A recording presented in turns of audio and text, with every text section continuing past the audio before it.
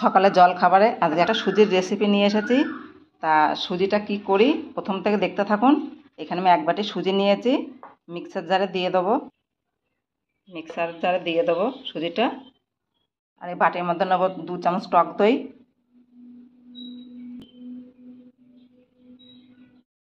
2 চামচ টক দই নিয়েছি। এর মধ্যে পুরো 1 বাটি জল দিয়ে দেবো।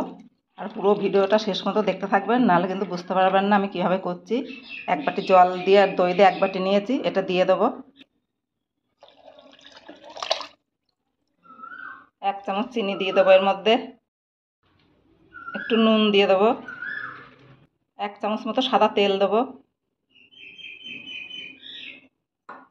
এবার একসঙ্গে মিক্সারে এটা বেটে নেবো। আমি যে বেটে নিয়ে চলে এসেছি, এবার বাটিতে ঢেলে নেবো।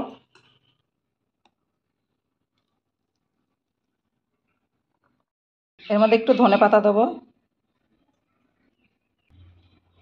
এটা মিশিয়ে আমি আধা ঘন্টা চাপা দিয়ে রেখে দেবো। এতে কিন্তু আর কিছু মেশাবো না। এবার এটা মেশানো হয়ে গিয়েছে, চাপা দিয়ে এটা রেখে দেবো।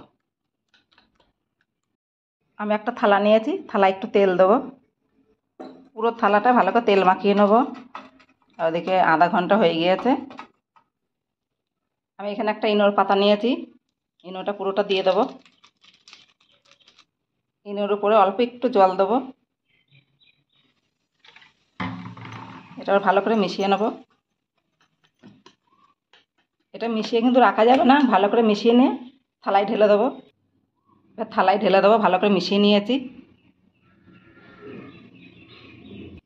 আমি থালায় ঢেলে দিয়েছি, এবার কড়ার মধ্যে দিয়ে দেবো।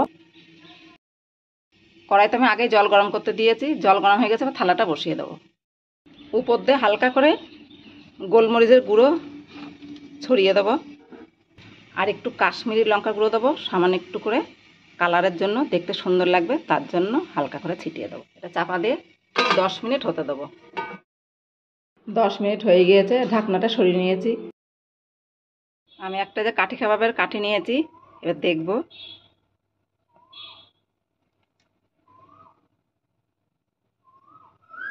হয়ে গেছে, এবার আমি এটা নামিয়ে নেব। আর ফুলেছে কত সুন্দর, আর কালারটা খুব সুন্দর লাগছে, দেখতেই পাচ্ছেন। নামিয়ে থালাটা ঠান্ডা করতে দেবো। তবে ঠান্ডা করে আপনাদেরকে দেখাবো তুলে কেমন হয়েছে।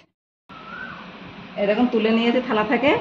আর তলাটা দেখুন, আর উপরটা দেখুন, কত সুন্দরভাবে উঠে গিয়েছে। আমি এবার কাটবো।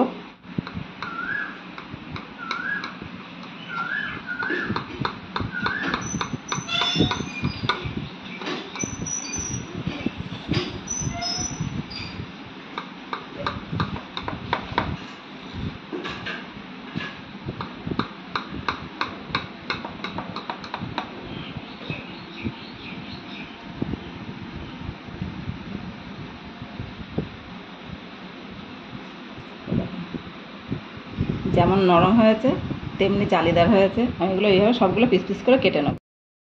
আমি সবগুলো পিস পিস করে কেটে নিয়েছি, কেটে থালায় সাজিয়ে নিয়েছি। এবার খেয়ে দেখবো কেমন হয়েছে।